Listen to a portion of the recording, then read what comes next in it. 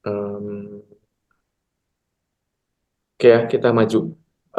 Kita hari ini topiknya mengikuti Tuhan sejati Matius 12 ya.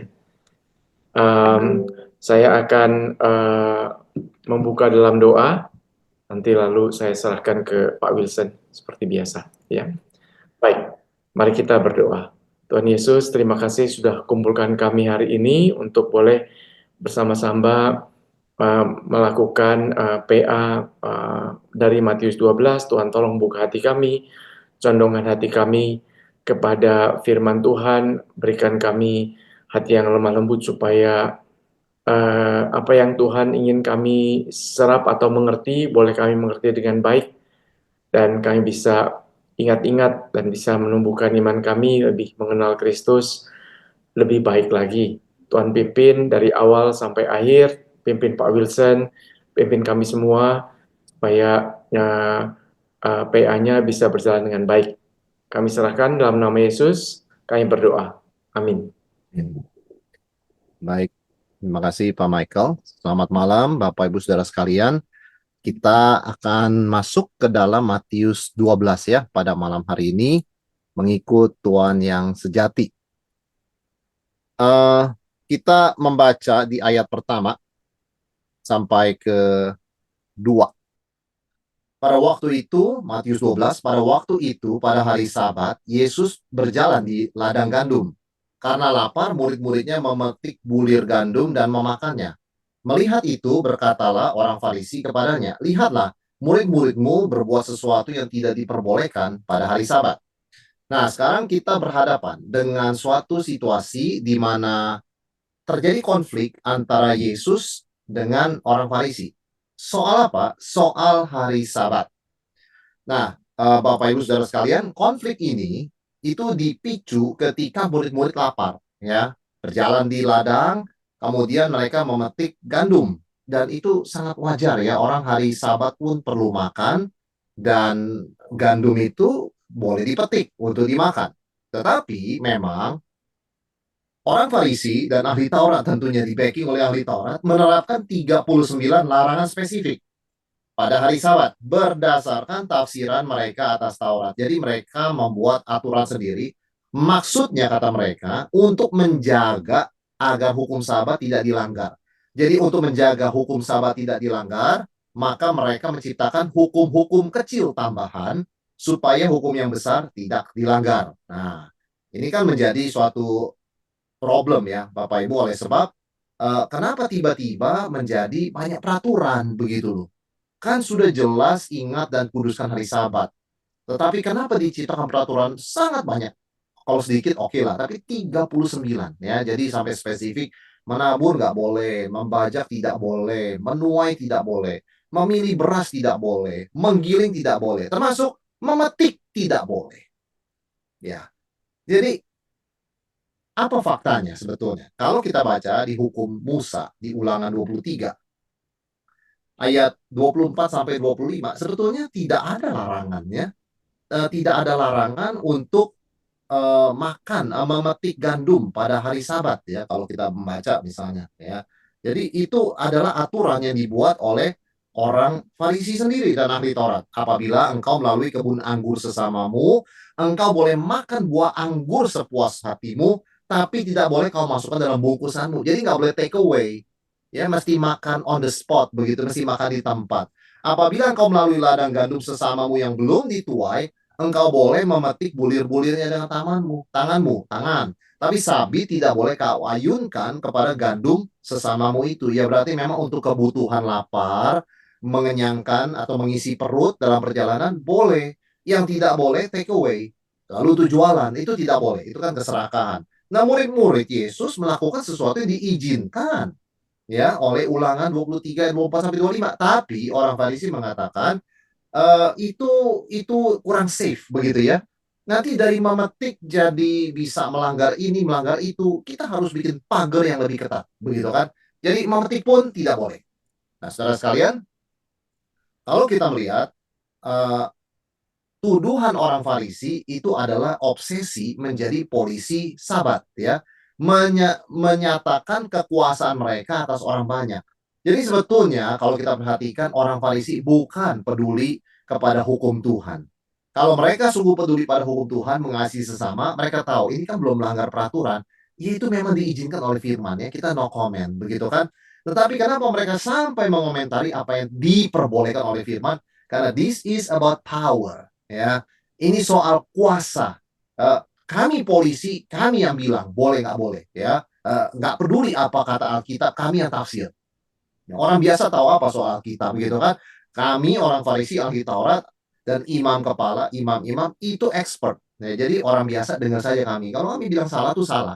Jadi mereka ini masalah kekuasaan ya, Bapak Ibu Saudara sekalian, bukan lagi masalah kebenaran. Jadi mereka yang nampak rohani, obsesi mereka ini malah keliru kan, sampai kehilangan tujuan asli hukum Tuhan yang sebetulnya adalah belas kasihan. Orang kalau lewat kebun anggur, itu kalau lapar boleh. Nggak boleh bawa pulang, tapi boleh makan di situ. Seberapa banyak orang sih makan, ya kan? Dan kebun anggur kan luas, yang lewat berapa orang sih? Murid-murid Yesus 12 orang. Nggak akan habis lah dimakan, dan orang kan makan secukupnya, ya. Bulir gandum juga begitu, boleh. Nah, apa sebetulnya akar konflik antara Yesus dan orang-orang Farisi, ya? Kembali akar konflik itu adalah perbedaan penekanan. Orang Farisi itu rules ya, aturan. Aturan tuh aturan begitu ya, nggak bisa diapa-apain. Tapi Yesus lebih melihat ke dalam, lebih dasar daripada aturan kepada relasi. Nah, ini kalau kita melihat sebetulnya konflik antara Yesus dengan orang Farisi itu adalah spirit rule, aturan, dengan spirit relasi. Bukan berarti tidak ada aturan ya Bapak Ibu Saudara sekalian ya. Tetapi kalau aturannya menjadi sentral, maka itu pasti menjadi suatu spirit Farisi. Nah, kalau Yesus menjadikan relasi dengan Tuhan itu sebagai sentral, di mana role itu ada begitu ya, tapi dia bukan segala-galanya. Sedangkan bagi orang Farisi, role itu segala-galanya. Jadi meskipun orang berdarah pada hari Sabat, oh nggak boleh dibalut. Barang siapa menghentikan pendarahan pada waktu hari Sabat sudah bekerja, sudah melanggar. Nah itu kan nggak make sense, ya. Artinya mereka tidak memberikan tempat buat belas kasihan, buat keselamatan orang ini, begitu kan? Buat menunjukkan kasih, perawatan medis. Mereka cuma bilang kalau berdarah nggak boleh dihentikan kecuali mengancam nyawa, begitu kan?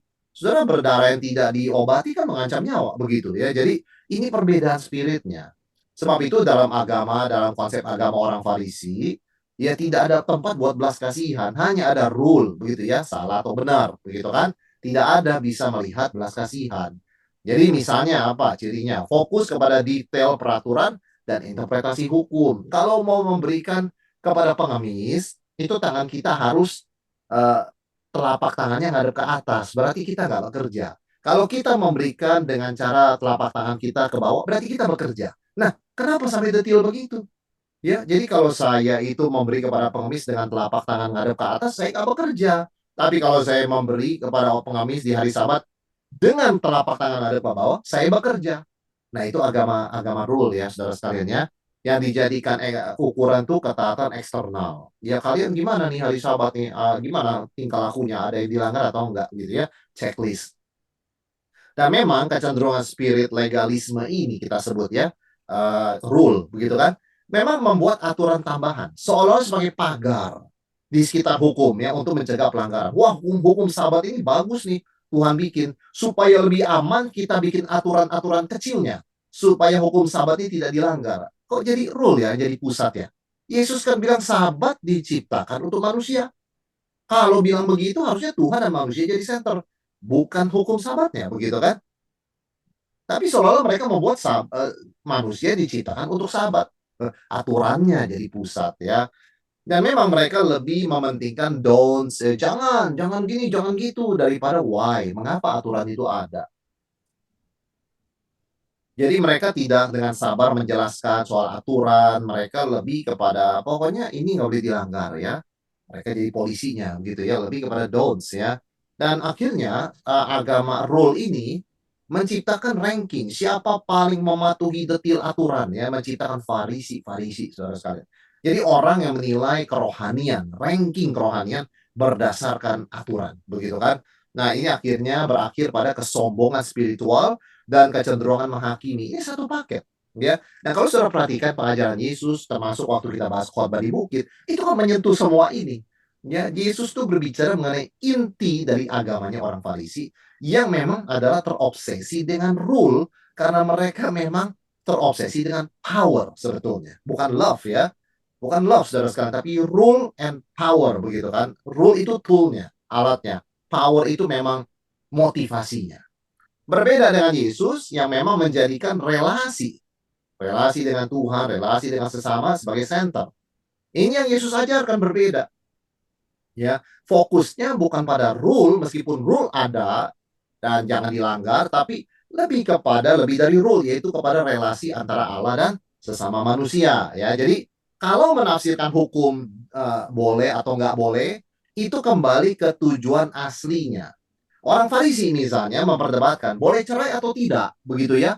Kalau kasus ini boleh cerai nggak? Kasus apa boleh cerai? Kalau istri masak tidak enak boleh ceraikan nggak? Begitu kan? Jadi mereka berargumen soal itu. Yesus kembali kepada prinsip original. Tuhan di Taman Eden ciptakan apa? Ciptakan Adam dan Hawa. Maksudnya apa? Monogami seumur hidup, ya. Tidak dimaksudkan untuk bercerai. Jadi Yesus kembali kepada prinsip original, begitu ya. Tujuan aslinya untuk apa? Itu bukan sekedar boleh apa, kalau ini boleh nggak, kalau itu boleh nggak, bukan. Originalnya untuk apa Tuhan desain pernikahan? Untuk satu suami, satu istri seumur hidup.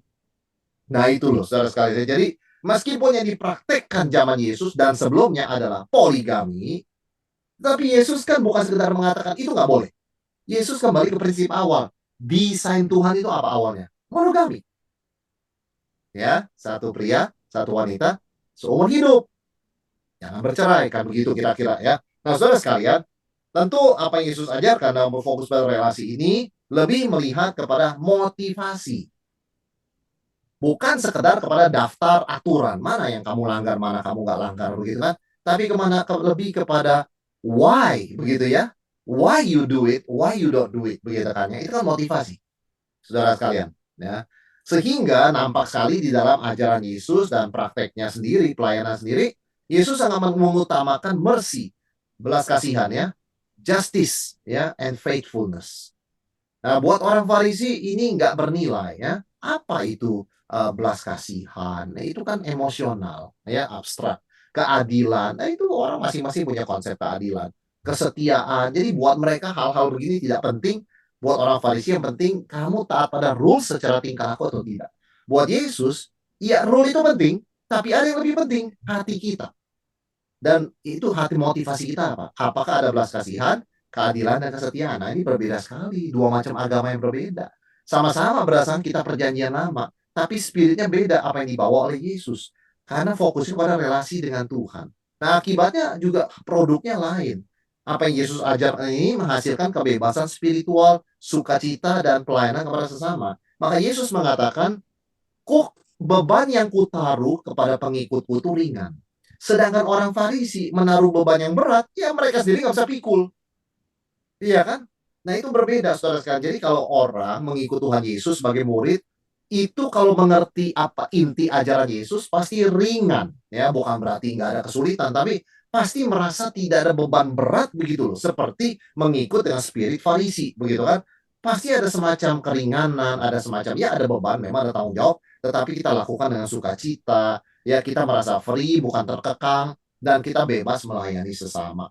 Jadi sangat-sangat berbeda sekali orientasi dua konsep ini, saudara sekalian ya. Sama-sama kembali kepada perjanjian lama, tapi dengan dua kacamata yang berbeda. Yang satu fokus pada rule dan power, yang satu kepada relasi dan mercy, begitu kan? Belas kasihan dan relasi. Ya, jadi dan kita melihat konflik ini memang berbeda, nggak bisa diharmoniskan, nggak bisa diharmoniskan karena memang di dalam ajaran orang Farisi sangat sedikit tempat buat belas kasihan, sangat sedikit, ya hampir tidak ada saudara sekalian ya. Nah, bagaimana Yesus menjawabnya di ayat 3? Tapi jawab Yesus pada mereka, tidakkah kamu baca apa yang dilakukan Daud ketika ia dan mereka yang mengikutinya lapar? Bagaimana ia masuk ke dalam rumah Allah dan bagaimana mereka makan roti saja yang tidak boleh dimakan, baik olehnya maupun oleh mereka mengikutinya kecuali oleh imam-imam. Tidakkah kamu baca dalam kitab Taurat bahwa pada hari-hari Sabat imam-imam melanggar hukum Sabat di dalam bait Allah namun tidak bersalah? Namun Yesus berkata padamu, di sini ada yang melebihi bait Allah. Saudara, Yesus menjawab kritik orang Farisi dengan back to the Bible. Nah, ya, lihat contoh di Alkitab. Jadi Yesus tuh tidak mau berdebat kusir, ya, adu siapa lebih hebat, retorikanya tidak. Let's go back to the Bible, gitu ya. Kamu ingat nggak kisah Daud, ya? Daud itu dan orang-orangnya lapar. Sebetulnya roti kudus dari kemah suci itu hanya boleh dimakan oleh imam, ya kan? Namanya roti kudus di kemah suci. Tetapi karena Daud dan orang-orang yang lapar dan yang ada di situ ready, cuman roti kudus dari kemah suci, ya nggak apa-apa makan.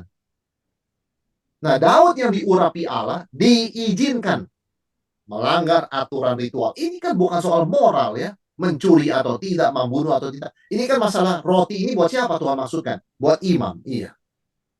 Berarti bolehkah dimakan oleh orang yang bukan imam kalau dia lapar? Boleh. Kalau ada kebutuhan mendesak.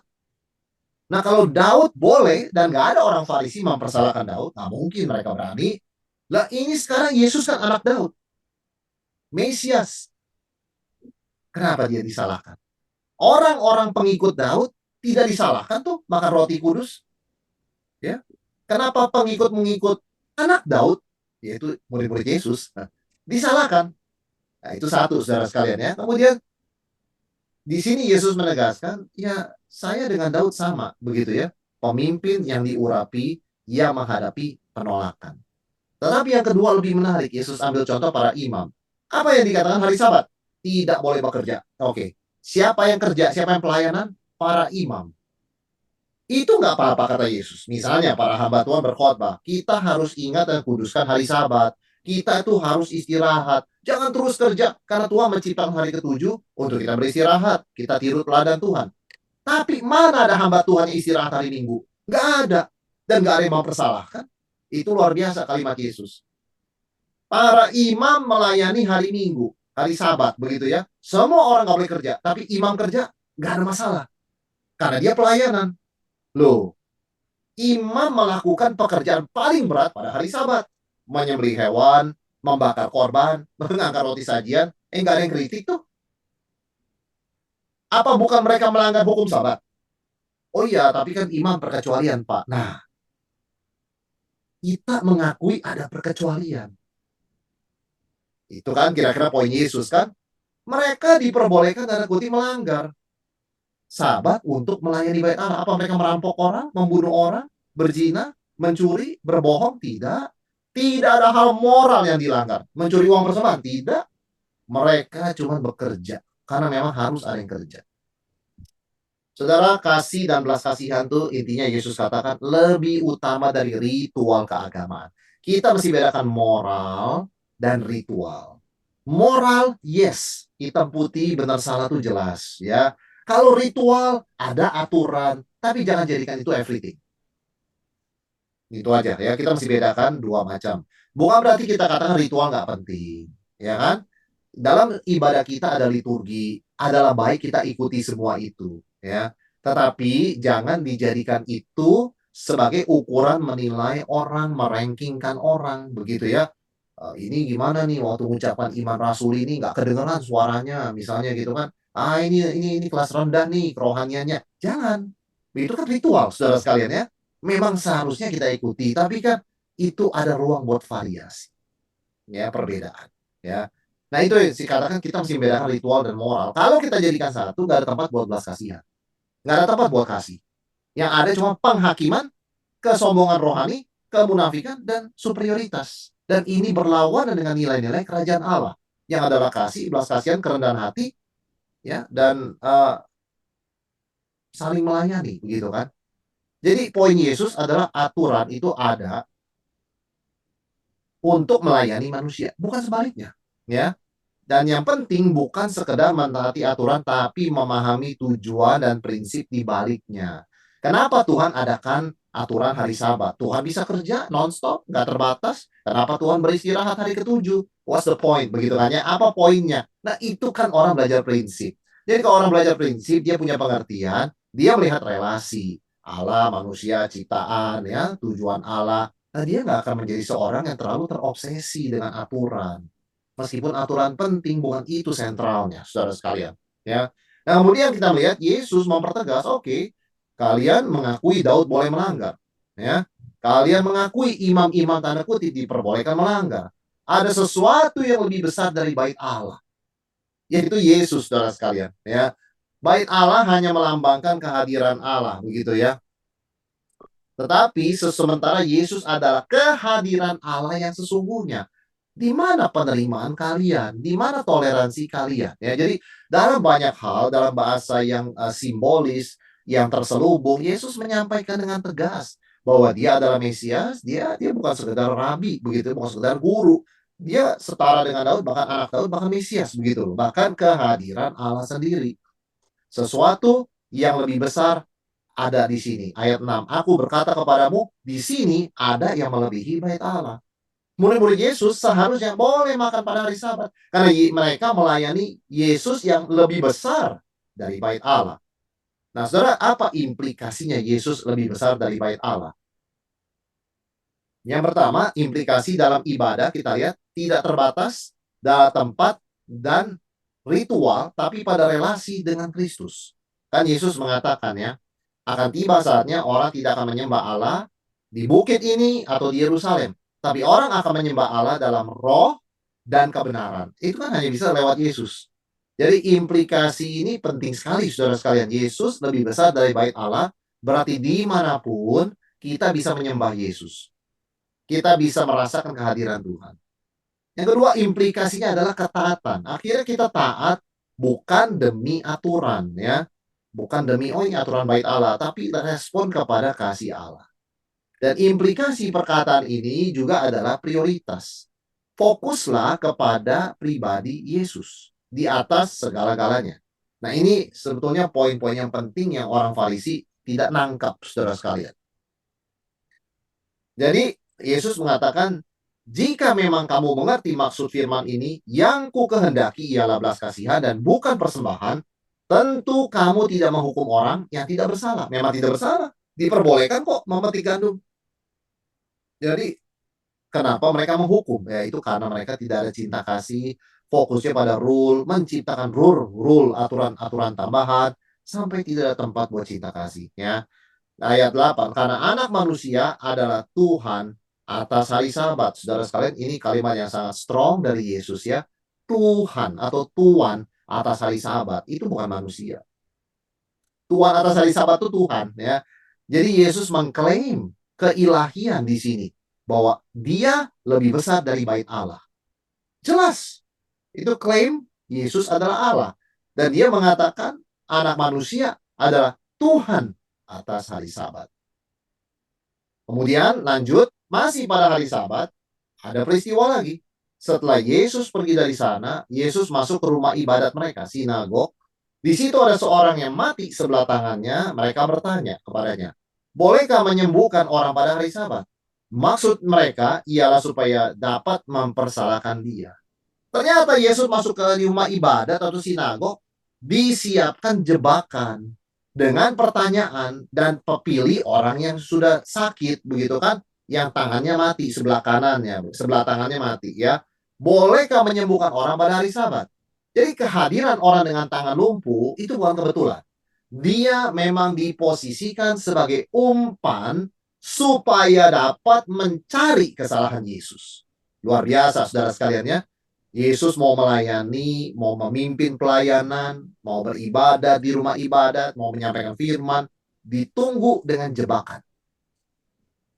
Ditunggu dengan jebakan.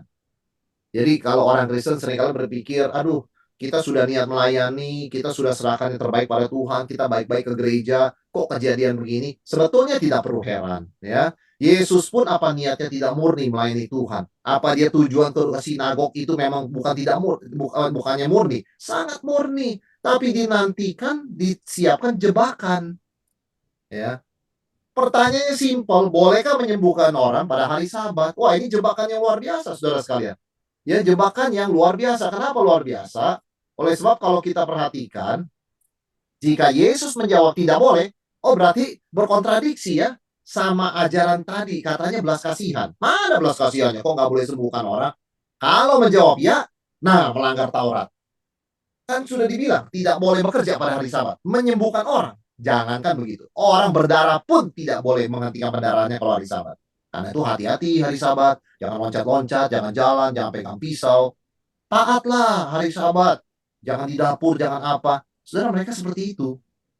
Ya. Jadi mereka nggak ada belas kasihan, nggak ngerti orang mesti siapkan makanan, orang perlu makan, begitu. Oh, jangan, kalau sampai kepotong pisau, nggak boleh berhenti pendarahannya. Ya biar kamu jangan coba-coba masak. Jadi aturan apa itu? Nah, Yesus kan diposisikan serba salah, saudara sekalian. Ini jebakan, jawaban apapun salah. Ada pertanyaan dan situasi di mana nothing is right, everything is always wrong, anything is wrong. Ya, Yesus bertanya balik. Ini adalah hikmah dari Yesus. Kalau dia dijebak, dia selalu tanya balik. Ketika perempuan yang berzina, kedapatan berzina dibawa pada Yesus, mereka tanya, menurut hukum Musa, lempar batu. Menurut Rabi apa? Saudara sekalian, kalau Yesus bilang lempar batu, nggak ada belas kasihan. Kalau Yesus bilang, ya udah nggak apa-apa, ampuni saja, melanggar hukum Musa. Maka Yesus tanya balik, yang nggak berbuat dosa lempar batu pertama. Ya kan? Bertanya balik, siapa di antara kamu yang tidak berdosa? Hendaklah dia melempar batu pertama. Nah ini juga Yesus tanya balik. Jadi jangan, Yesus tidak mau dijebak oleh ya tidak. Karena dia tidak mau terjebak dalam legalisme. Boleh nggak boleh. Orang Kristen kan seringkali bertanya hal yang boleh nggak boleh begitu kan. Pak, boleh nggak orang Kristen beli asuransi jiwa? Kan nggak percaya Tuhan kalau begitu. Boleh nggak orang Kristen beli saham, Pak? Boleh nggak orang Kristen beli kripto, Pak? MLM boleh nggak, Pak? Saudara sekalian, apapun yang hamba Tuhan jawab, itu nggak ada garansi apa-apa. Ya kan? Karena etika Kristen bicara motivasi. Boleh nggak saya bisa punya anak dengan istri? Saya nggak mau punya anak. Child free. Boleh nggak? Nggak sesimpel itu kita jawab boleh tidak boleh. Ya, sebab Tuhan di atas aturan. Kita harus cek motivasi kita. Kenapa kita berbuat demikian? Nah itu baru kita ngerti boleh atau tidak boleh. Itu fokus dari ajaran Yesus. Kan Yesus bertanya balik.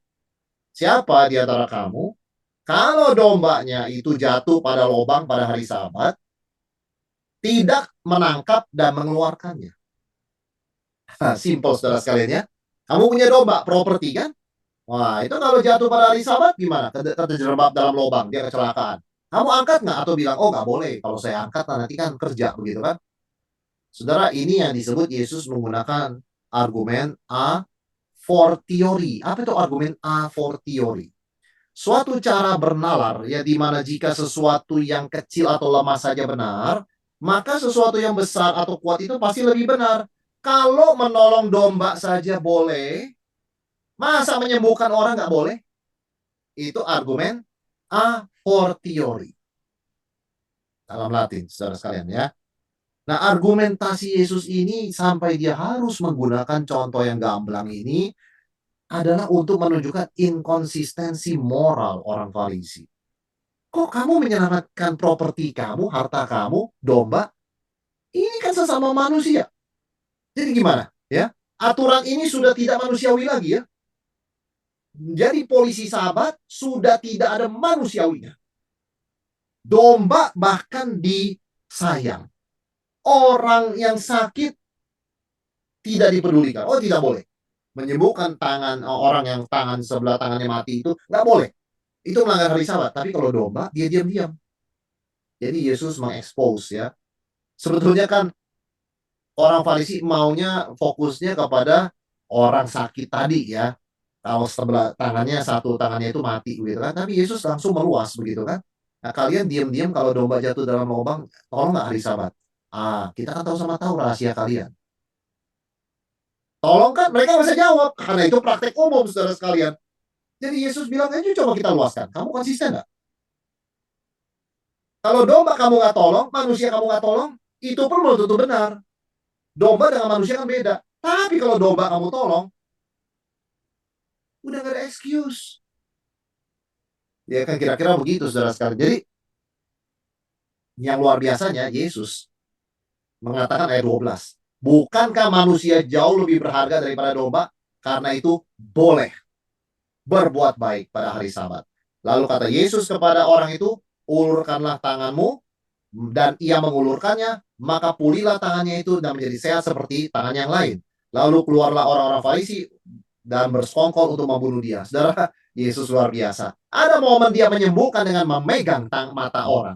Ada momen dia menjamah orang. Ada momen dia hanya berkata-kata. Karena ini jebakan hari Sabat, dia tidak pegang orang itu. Yesus cuma dengan kalimat, ya kan? Ulurkan tanganmu. Ya, bukan Yesus yang kerja dong kalau begitu kan. Jadi Yesus pun tidak mau dijebak oleh kiri dan kanan. Jadi ketika mereka lihat itu marah, saudara sekalian. Aduh, kita mau tangkap dia, malah kita dipermalukan. Malah dia menyembuhkan tanpa memegang loh. Berarti dia pun nggak melanggar hukum Sabat yang kita bikin. Tapi tetap menyembuhkan. Malu kita ini. Jadi mereka tuh malu itu mau bertobat ya. Mereka malah mendendam. Malu membunuh Yesus. Mau membunuh Yesus. Tetapi yang kita lihat mujizat ini mendemonstrasikan belas kasihan Tuhan Yesus. Domba Tuhan sayang. Manusia tapi disayang. Ya. Burung pipit Tuhan sayang. Apalagi kamu. Nah, itu kan argumentasi Yesus. Rambut saja terhitung, apalagi organ lainnya.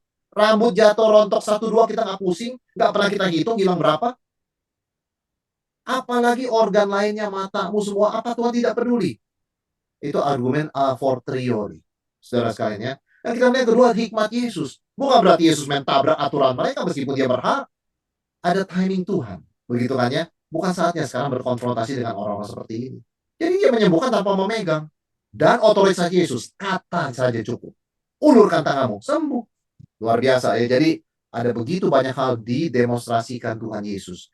Dalam momen dia mau dijebak. Inilah Tuhan yang kita percaya, saudara sekalian ya.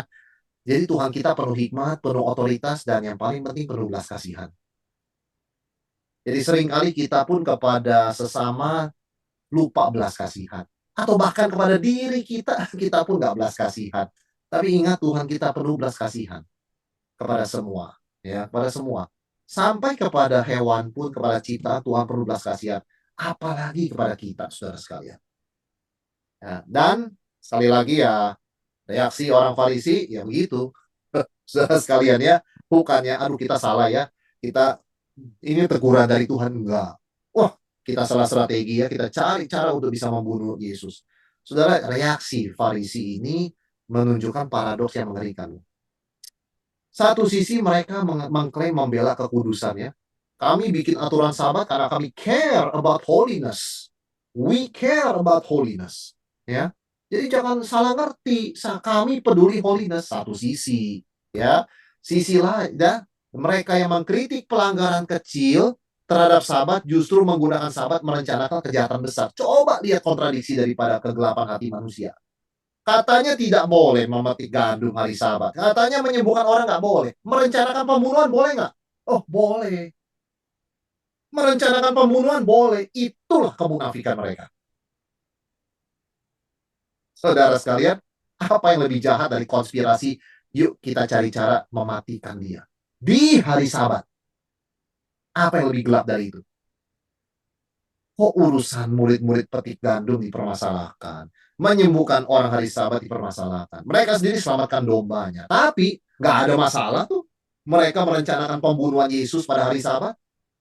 Nah, saudara sekalian, ini ya kalau kita lihat, kalau kita salah beragama, bahaya sekali.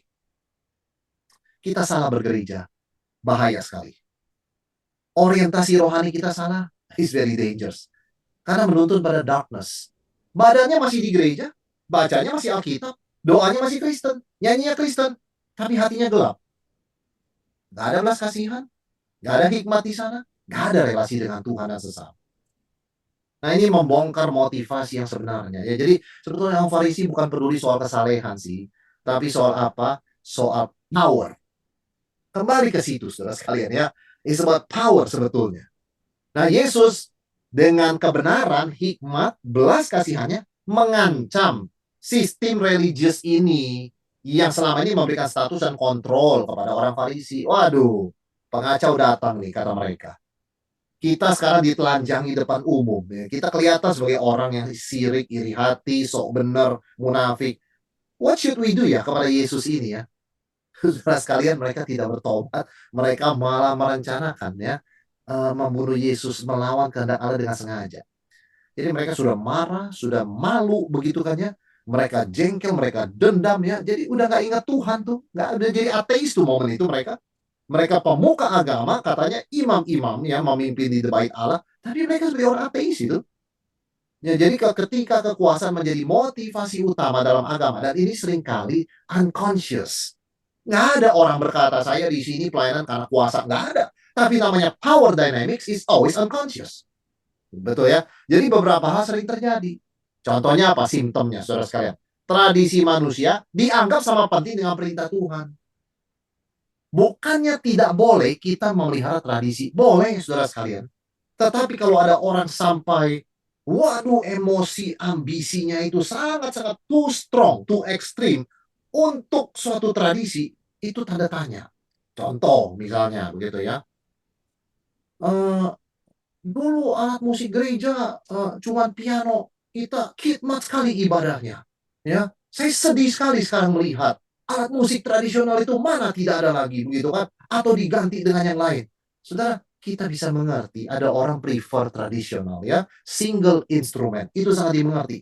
Tapi yang mungkin kita bertanya-tanya, mengapa emosinya, kemarahannya menjurus pada kebenciannya sampai seperti itu ekstrimnya soal piano dan instrumen lain. Kenapa kamu begitu meninggikan tradisi manusia? What is this? Mungkin itu ada unsur power sebetulnya ya. Ada unsur power mungkin, kita nggak tahu ya. Misalnya simptom ketaatan lahiriah lebih dihargai dari transformasi hati, gitu kan? Jadi lebih fokus kepada ayo checklist ini ya, gini. Nah ini problem saudara sekalian ya.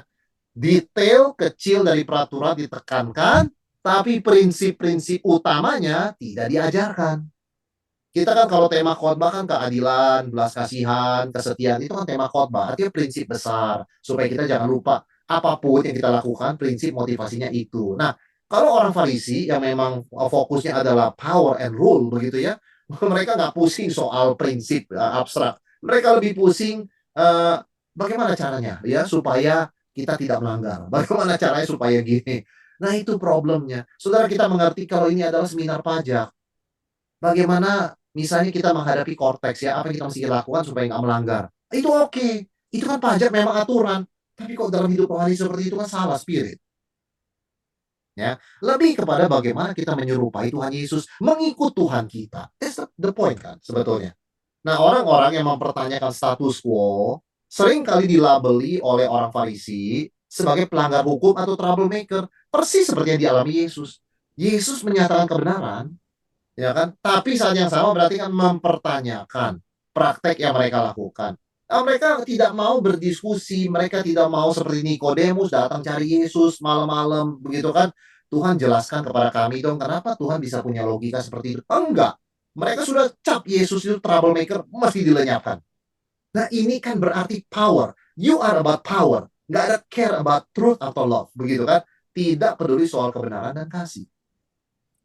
Nah, saudara sekalian, ini problem ayat 14 yang tunjukkan. Mereka malah bersekongkol di hari Sabat untuk membunuh Yesus.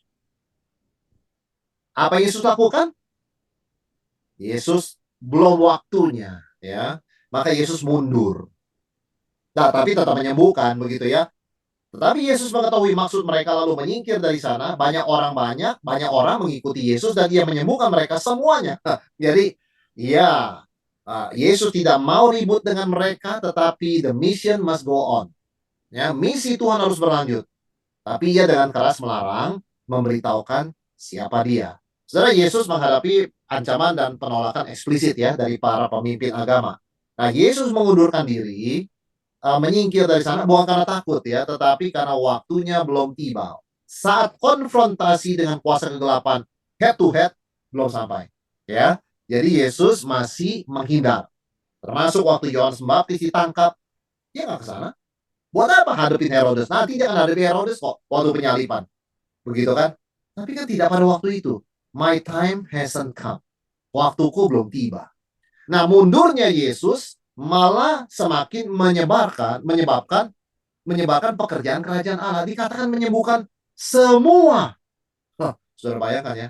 Dikatakan menyembuhkan mereka semuanya. Luar biasa. Jadi nggak ada pekerjaan Tuhan mundur. Kalau kita menghindari konflik, kalau kita menghindari hal-hal yang nggak perlu, itu mah berarti pekerjaan Tuhan mundur ya.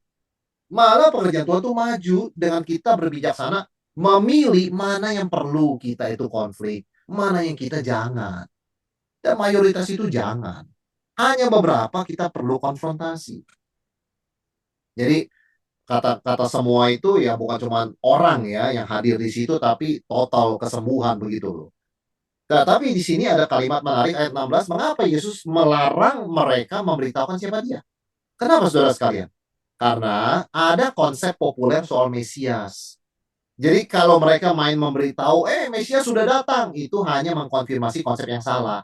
Mesias itu bebaskan kita dari hutang, penjajahan, kemiskinan. Jadi Mesias seperti Sinterklas. Yesus tidak mau mereka kemana-mana nyebarkan soal Mesias itu, karena dalam pikiran banyak orang, Mesias adalah Sinterklas. That's not me, kata Yesus ya. Itu bukan saya sebagai Mesias. Saya bukan Sinterklas. Saya adalah hamba Allah yang menderita, dan orang belum ready menerima konsep begitu.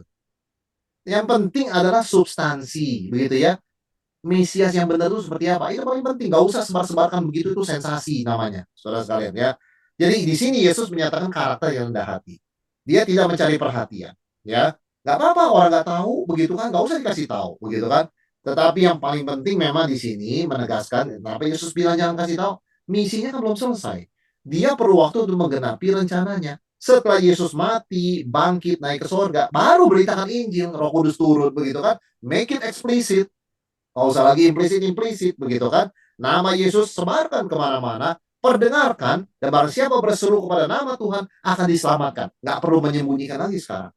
Tapi pada waktu itu, Yesus memperingatkan, jangan.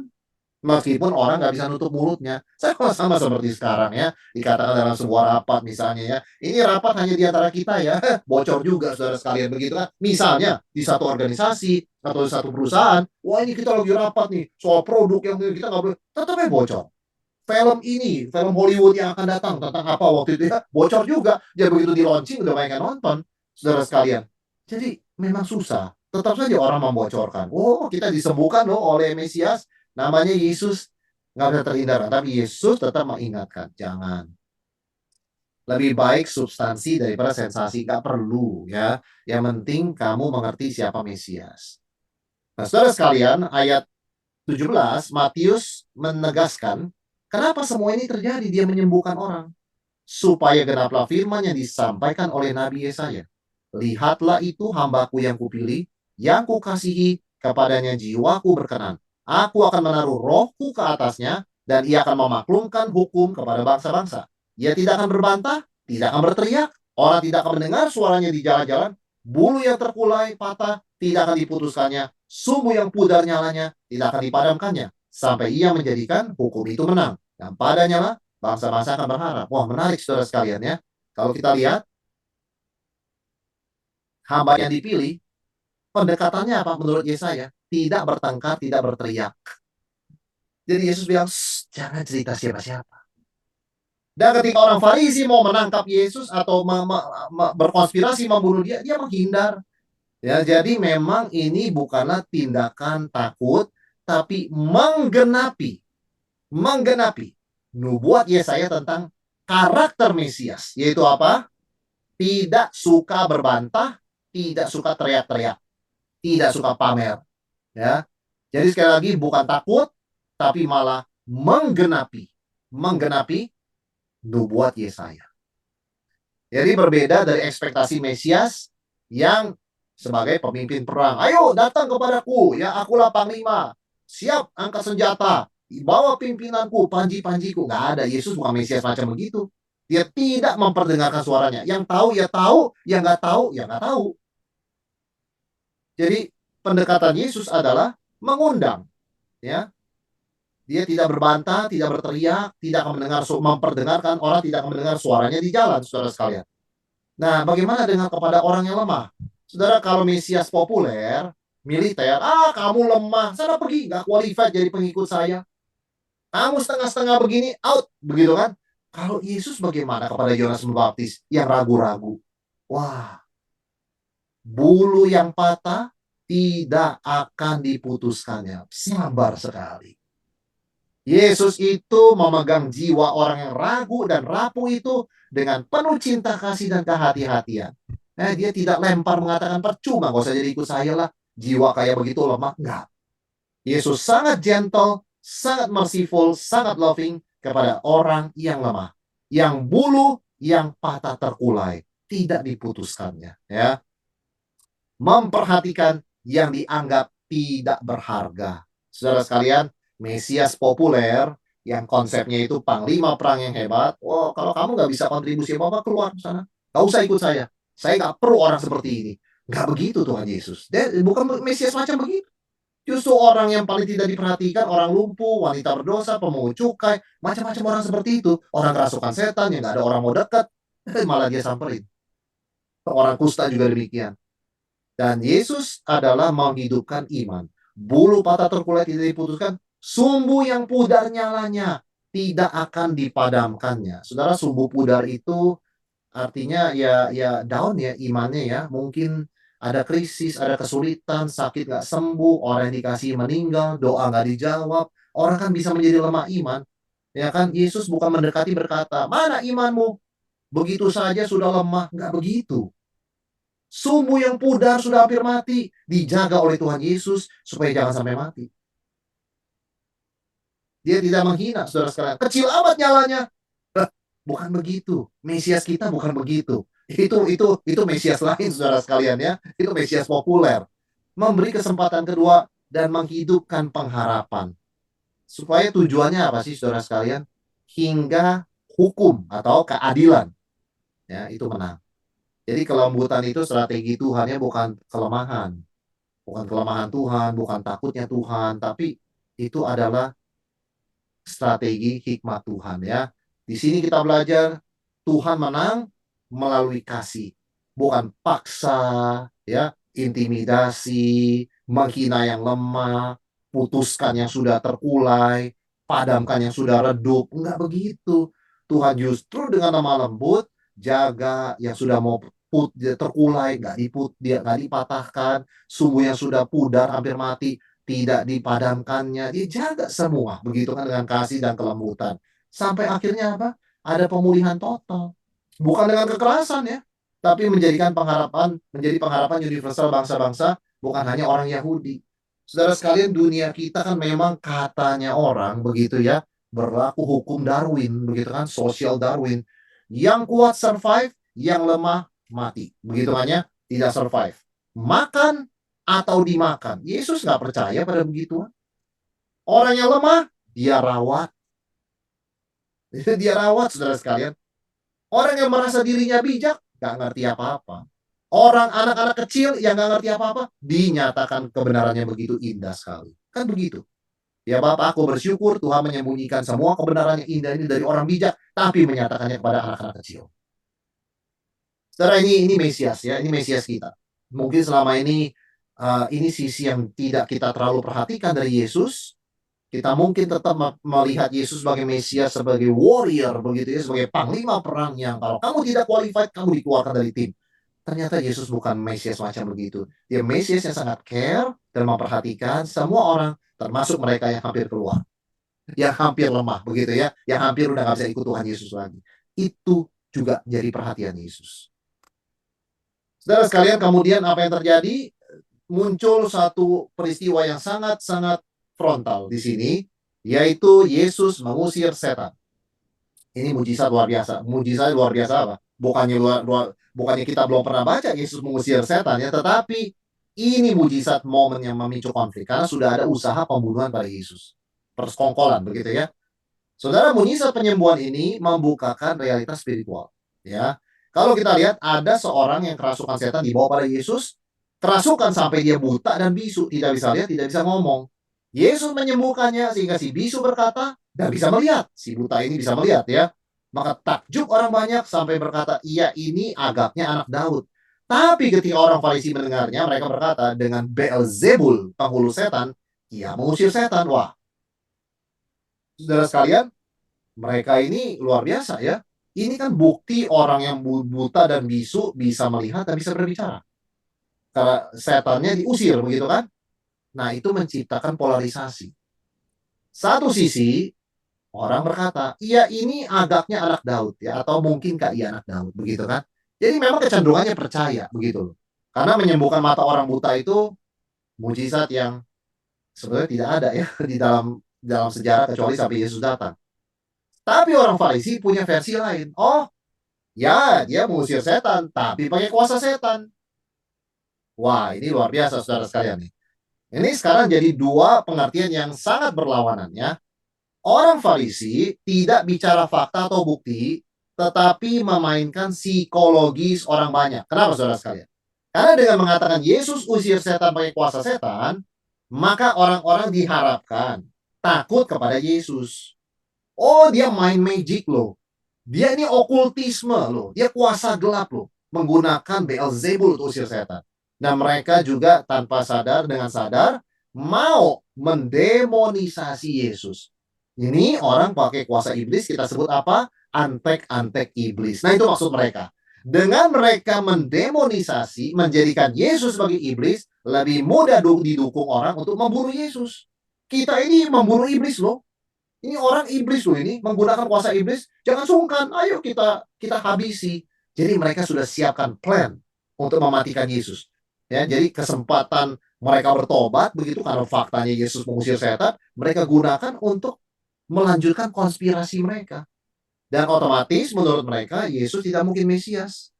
Saudara, tuduhan palsu ini menjadi titik balik Matius. Ya, artinya apa? Setelah ayat ini, penolakan kepada Yesus menjadi lebih sistematis dan terorganisir. Things will not be the same setelah ini ya saudara sekalian ya. Artinya orang-orang ini akan betul-betul niat membunuh Yesus. Betul-betul niat. Jangan-jangan mimpi malamnya pun juga mimpi strategi membunuh Yesus. Betul-betul saudara sekalian, ini adalah turning point ya. Nah, mereka yang menuding Yesus menggunakan kuasa iblis, ternyata tanpa sadar atau dengan sadar mengikuti siasat iblis. Hati gelaplah yang bisa merencanakan pembunuhan. Kok nuduh orang lain pakai kuasa iblis? Apa mereka tidak sadar mereka itu sedang ikuti iblis yang adalah pembunuh sejak awalnya? Jawab Yesus, luar biasa ya, di ayat 25. Yesus mengetahui pikiran mereka, lalu berkata kepada mereka, setiap raja yang terpecah-pecah pasti binasa. Setiap kota atau rumah yang tangga yang terpecah tidak dapat bertahan. Demikian juga kalau iblis mengusir iblis, ia pun terbagi-bagi. Melawan dirinya sendiri, bagaimana kerajaannya dapat bertahan? Jadi, jika aku mengusir setan dengan kuasa Beelzebul, dengan kuasa siapakah pengikut-pengikutmu mengusirnya? Sebab mereka lah yang menjadi hakimmu. Tetapi jika aku mengusir setan dengan kuasa roh Allah, maka sesungguhnya kerajaan Allah sudah datang kepadamu. Saudara, ada 3 alasan logis ya. Kenapa argumentasi mereka salah? Bilang Yesus mengusir setan dengan kuasa setan. Yang pertama, prinsip perpecahan internal. Namanya kerajaan, kota, atau rumah tangga, yang internal konflik, itu pasti runtuh. Buktinya setan masih tegak sekarang. Ya berarti kan nggak mungkin setan lawan setan. Ya, setan tidak mungkin menghancurkan dirinya sendiri. Ya, itu logika yang common sense buat Yesus ya. Yang kedua, mereka juga pernah mengusir setan. Orang Yahudi juga mengusir setan. Loh, pengusir setan orang Yahudi yang mengusir setan mengklaim itu mereka pakai kuasa dari Allah. Yang mereka lakukan dengan Yesus lakukan sama. Kenapa double standar? Kenapa mereka dibilang dengan kuasa Allah? Yesus dibilang kuasa iblis. Nah, itu menunjukkan inkonsistensi mereka. Argumen ketiga, justru Yesus mengatakan ketika aku mengusir setan dengan kuasa roh Allah, maka kerajaan Allah sudah datang. Justru pengusiran setan membuktikan kerajaan Allah sudah datang, kuasa Allah sudah bekerja. Artinya apa? Yang merasa memiliki dunia itu kan iblis. Sekarang sudah ditendang oleh Tuhan, maka bisa diusir. Karena penguasa sebenarnya sudah datang, yaitu Yesus. Nah, saudara sekalian, Yesus mengatakan, ayat 29, bagaimanakah orang dapat memasuki rumah seorang yang kuat dan merampas harta bendanya apabila tidak diikatnya dahulu orang kuat itu? Sesudah itu diikatnya, barulah ia dapat merampok rumah itu. Di sini kita percaya, saudara sekalian ya, bahwa iblis sudah diikat. Sesuai yang kita pernah baca di Wahyu 20. Karena Yesus mengatakan, bagaimana orang bisa masuk ke rumah orang kuat kalau nggak diikat? sudah diikat, baru bisa merampok rumahnya. Yesus adalah orang yang mengikat iblis, orang kuat itu. Baru Yesus mengambil jiwa-jiwa yang dicengkram oleh iblis dan dosa untuk menjadi miliknya. Jadi kita tahu iblis sudah diikat sejak Yesus datang dan mengusir setan. Kerajaan Allah datang. Kalau aku mengusir setan dengan kuasa Allah, maka kerajaan Allah sudah datang. Maka saudara sekalian, Yesus sekarang menegaskan, siapa yang tidak bersama aku, ia melawan aku. Siapa yang tidak mengumpulkan bersama aku, ia mencerai-beraikan. Jadi mesti pilih. Tidak ada posisi tengah dalam konflik spiritual ini, saudara sekalian. Nah, ini kalimat yang kita seringkali terganggu ya dan bertanya-tanya. Apabila seorang mengucapkan sesuatu melawan menentang anak manusia, ia akan diampuni. Tapi jika ia menentang Roh Kudus, ia tidak akan diampuni. Di dunia ini tidak, di dunia yang akan datang pun tidak. Saudara, orang menghina Yesus, katain Yesus, omong kasar, bahkan omong kotor sambil nyebut nama Yesus, bisa diampuni. Karena anugerah Tuhan itu luas. Wah, itu ngomong kalimat begitu ya, menghujat Yesus ya, tetap bisa diampuni. Tapi Yesus mengatakan, cuman ada satu dosa yang tidak bisa diampuni. Menghujat Roh Kudus. Tidak di dunia ini dan tidak di dunia akan datang. Saudara, ini apa ya dosa menghujat Roh Kudus ya? Itu bukan sekedar dosa berulang atau keraguan ya. Aduh, apa Yesus benar-benar itu Mesias? Bukan. Bukan itu. Itu adalah penolakan sadar dan terus-menerus terhadap karya Roh Kudus, ya. Karya Roh Kudus sampai titik akhir hidup. Menyebut peran Roh Kudus kan memberi kesaksian tentang Yesus.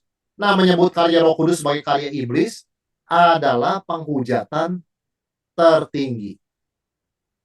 Ya. Tapi bagaimana kalau kita khawatir jangan-jangan kita juga sudah pernah melakukan dosa ini? Ya, itu menandakan kita belum melakukannya, ya. Karena kalau kita sudah melakukannya, kita akan keras hatinya dan kita akan ketawa-tawa, nggak akan khawatir kita, saudara sekalian ya. Karena Yesus mengatakan konsistensi. Pohon yang baik, buahnya baik. Pohon tidak baik, buahnya tidak baik. Setiap kata-kata yang diucapkan orang akan dipertanggungjawabkan pada hari penghakiman. Ya, itu sebabnya kita perlu hati-hati dengan apa yang kita ucapkan, saudara sekalian, karena kita harus menjelaskan kepada Tuhan kenapa kita mengucapkan kalimat-kalimat tersebut. Ya. Setelah orang Farisi menyadari mereka kalah, maka mereka pakai strategi lain. Oke, kita kalah ya. Tuhan Yesus hebat sekali. Ayat 38, pada waktu itu berkatalah beberapa ahli Taurat dan orang Farisi kepada Yesus, Guru, kami ingin melihat suatu tanda daripadamu. Tetapi jawabnya kepada mereka, angkatan yang jahat ini dan tidak setia ini menuntut suatu tanda. Tetapi tidak akan diberikan tanda selain tanda Nabi Yunus. Seperti Yunus tinggal dalam perut ikan 3 hari 3 malam, demikian juga anak manusia akan tinggal dalam rahim bumi 3 hari 3 malam. Pada waktu penghakiman, orang-orang Niniwe akan bangkit bersama angkatan ini dan menghukumnya. Sebab orang Niniwe bertobat setelah mendengar pemberitaan Yunus. Sesungguhnya di sini ada yang lebih dari Yunus. Pada waktu penghakiman, Ratu Selatan akan bangkit bersama angkatan ini. Ia akan menghukumnya juga. Sebab Ratu ini datang dari ujung bumi mendengar hikmat Salomo, tapi sesungguhnya yang ada di sini lebih besar daripada Salomo. Yesus menegaskan berkali-kali siapa dia kalau kita memperhatikan. Yesus lebih besar dari bait Allah. Yesus lebih besar dari Nabi Yunus. Yesus lebih besar dari Raja Salomo. Ya, apa yang kurang jelas, saudara sekalian ya? Tuduhan pemimpin agama sudah dibantah Yesus, tapi sekarang mereka pakai strategi lain. Oke, minta tanda. Jawaban Yesus ada tanda Yunus. Artinya apa? Yesus tidak mau menuruti permintaan mereka. Karena mereka itu angkatannya jahat dan tidak setia. Akan diberi satu tanda Nabi Yunus, yaitu apa? Kebangkitan Yesus. Ya, nanti akan ada tanda. Jadi mereka masih dikasih kesempatan. Saudara sekalian, ada penghakiman berdasarkan perbandingan. Penduduk Niniwe bertobat karena Yunus. Yesus lebih besar dari Yunus. Ratu Selatan, Ratu Sheba mencari Salomo. Yesus lebih besar dari Salomo. Orang Yahudi melihat bukti langsung dan mendengar khotbah langsung, tetapi menolak. Semakin besar pernyataan Allah pada seseorang, semakin besar tanggung jawabnya untuk merespons. Semakin berat konsekuensi penolakan. Saudara sekalian, ini suatu hal yang sangat memprihatinkan ya dari orang Farisi dan ahli Taurat. Dan Yesus tuh masih mengasihi mereka kalau saya bilang. Terus diingatkan, ya, diingatkan, masih diladenin. Apa Yesus nggak pergi aja dari situ ya? Ngapain terus di situ? Tapi dia tetap memberi kesempatan pada mereka. Saudara sekalian, kemudian Yesus mengatakan kalimat yang menarik ya. Apabila roh jahat keluar dari manusia, ia mengembara ke tempat tandus mencari perhentian, tapi ia tidak mendapatinya. Lalu ia berkata, aku akan kembali ke rumah yang telah kutinggalkan itu. Maka pergilah ia dan mendapati rumah itu kosong, bersih tersapu, dan rapi teratur. Lalu ia keluar dan mengajak 7 roh lain yang lebih jahat daripadanya, dan mereka masuk dan berdiam di situ. Pada akhirnya keadaan itu lebih buruk dari keadaan yang semula. Demikian juga akan berlaku atas angkatan yang jahat ini. Saudara, roh jahat keluar lalu dibiarkan kosong. Kembali dengan 7 roh lebih jahat. Apa itu sih yang Yesus maksudkan? Rumah bersih tapi kosong melambangkan perubahan tanpa transformasi. Ya, transformasi batin, maksudnya perbaikan moral, ya. Perbaikan moral tanpa pertobatan sejati dan hubungan dengan Allah. Itu maksudnya. Jadi ya bersih secara lahiriah, tapi nggak ada perubahan moral, nggak ada perubahan batin, nggak ada pertobatan sejati, nggak ada relasi dengan Allah. Ya, nah ini kondisi spiritual yang memburuk ketika reformasi hanya di level permukaan. Ya, ayo kita jangan lagi merokok, kita jangan lagi begini begitu. Kalau cuma di situ, it will be worse. Bukannya itu kita bilang tidak baik ya, tapi nggak boleh cuma di situ, saudara sekalian. Contohnya apa? Israel bebas dari penyembahan berhala setelah pembuangan Babel. Tapi ketaatan ritual mereka tanpa perubahan hati yang sejati. Akibatnya apa? Malah ketika Mesias datang digenapi, mereka menolak. Mereka membunuh. Jadi formalitas agama membuat mereka menolak Mesias dan akibatnya kondisinya lebih buruk. Ya, ini kehancuran Yerusalem tahun 70. Ya. Jadi Yesus mau mengatakan jangan sampai ada membiarkan spiritual vacuum. Manusia pasti worship something ya. Jadi kalau orang tidak worship Tuhan, pasti dia worship something else. Apakah iblis, apakah dirinya, apakah berhala, apakah materi gitu ya. Apakah ilah-ilah lain begitu loh. Jadi nggak ada orang bisa vacuum, nggak ada orang bisa netral. Yesus tekankan, pasti pilih salah satu sisi. Nggak bisa orang mengabdi kepada dua Tuhan, kan persis kayak khotbah di bukit ya. Nah, transformasi sejati lebih dari sekedar membersihkan diri. Harus hati kita diisi oleh kehadiran Allah, yaitu Roh Kudus. Secara masalah utama pemimpin Yahudi bukannya kurang bukti ya, tapi sudah jelas ada kebenaran dan bukti sikap hati mereka menolak. Nah, saudara sekalian, kemudian menarik sekali ayat 46, ketika Yesus masih berbicara dengan orang banyak, ibunya dan saudara-saudaranya berdiri di luar dan berusaha menemui dia. Maka ia berkata kepadanya, lihatlah ibumu dan saudara-saudaramu ada di luar dan berusaha menemui engkau. Tapi jawab Yesus pada orang yang menyampaikan berita itu kepadanya, siapakah ibuku dan siapa saudara-saudaraku? Lalu katanya sambil menunjuk ke arah murid-muridnya, ini ibuku dan ini saudara-saudaraku. Sebab siapa yang pun yang melakukan kehendak Bapakku yang di sorga, dialah saudaraku laki-laki, dialah saudaraku perempuan, dialah ibuku. Saudara sekalian, Yesus mendefinisikan ulang keluarga di akhir dari pasal 12 ini. Kenapa? Di tengah-tengah ketegangan konflik antara Yesus dengan orang Farisi, keluarganya datang. Sudah ya. Jangan bikin malu begitu loh. Saudara, ini menciptakan dilema. Ya, mereka menuntut perhatian Yesus berdasarkan ikatan darah. Itu ibu dan saudaramu loh. Sementara dia melaksanakan misi Tuhan. Jadi dia dihadapkan dengan posisi begini kan. Nah, ini memaksa Yesus tanda kutip menjelaskan prioritas sebenarnya. Yesus tanya, siapa ibuku? Saudara, bukan dia kurang ajar sama Maria ya. Bukan dia tidak mengakui Maria. Orang-orang waktu disalib dia mengatakan pada Yohanes, Pada Maria, ibu, inilah anakmu. Pada Yohanes, anak, inilah ibumu. Dia bertanggung jawab kok. Tapi kenapa Yesus tanya siapa ibuku? Ini adalah menyatakan asumsi budaya. Soal apa? Oh, paling penting itu ikatan biologis. Enggak. Yesus mengatakan ikatan paling penting spiritual. Nah, kepada murid-muridnya Yesus bilang, ini keluargaku. Ini ibuku, ini brothersku, ini sistersku. Ya, saudara, ikatan spiritual berdasarkan Kristus lebih mendasar daripada ikatan darah. Ya, ada orang berkata, saya kok bisa lebih dekat sama saudara seiman di gereja, ya, lebih daripada keluarga saya sendiri. Ada seperti itu. Karena memang demikian, saudara sekalian bisa aja, ya. Kecuali ya keluarga kita biologis juga keluarga seiman, begitu ya. Mungkin lain. Tapi kalau tidak kan berbeda. Jadi ada hierarki kesetiaan yang jelas. Number one, always ketaatan pada Tuhan. Yang kedua, komitmen pada komunitas orang percaya, sesama Kristen. Yang ketiga, baru tanggung jawab pada keluarga biologis. Yesus kan jelas. Nah, ketika diperhadapkan, dia tegaskan prinsipnya adalah kepada Tuhan, nomor satu. Jadi gereja seharusnya memang berfungsi sebagai keluarga sejati, ya, memberikan dukungan dan penerimaan. Karena yang menerima Yesus cuma murid-muridnya.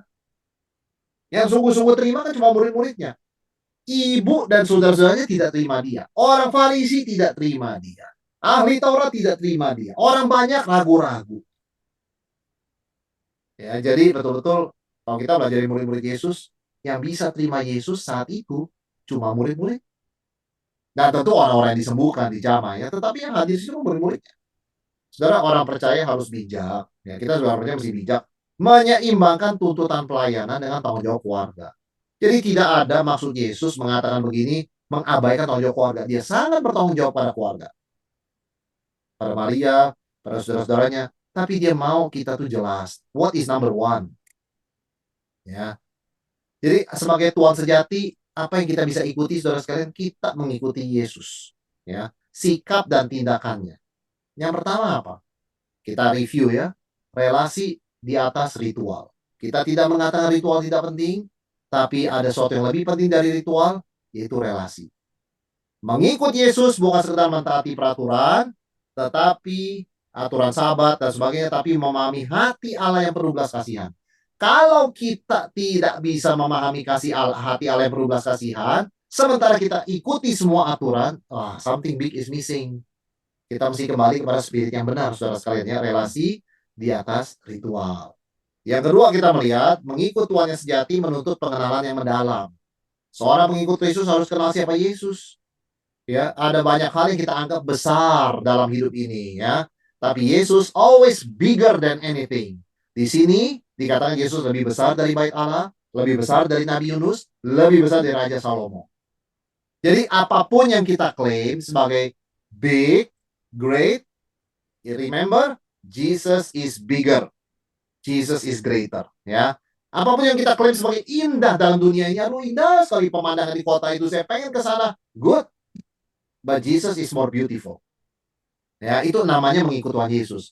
Kita boleh memuji, begitu ya, cantik, indah, hebat, besar, agung, mantap, begitu kan ya. Tapi kita harus akui, Yesus lebih dari semua itu. Lebih bernilai dari segala sesuatu, bahkan dari hidup. Itu artinya, saudara sekalian, ya. Berikutnya, kita lihat. Kita harus ada prioritas kesetiaan yang benar. Kesetiaan pada keluarga, pada perusahaan, pada negara, semua itu wajib dan harus. Tapi ada ranking. Nah, ya, mengikut Tuhan sejati berarti selalu menempatkan Yesus, kesetiaan pada Yesus di atas loyalitas yang lain. Termasuk ikatan keluarga. Karena keluarga sejati adalah mereka yang melakukan kehendak Bapa, meskipun ini nggak berarti mengabaikan tanggung jawab kita secara keluarga secara biologis. Jadi saudara sekalian, kita minta hikmat Tuhan supaya bisa mengerti spirit inti, ya, daripada ajaran dan hidup Tuhan Yesus yang membuat kita berbeda, ya, dari spirit yang dipertontonkan orang Farisi dan ahli Taurat. Oke, saudara sekalian, demikian ya materi kita pada malam hari ini. Saya kembalikan kepada Pak Michael ya untuk tanya jawab.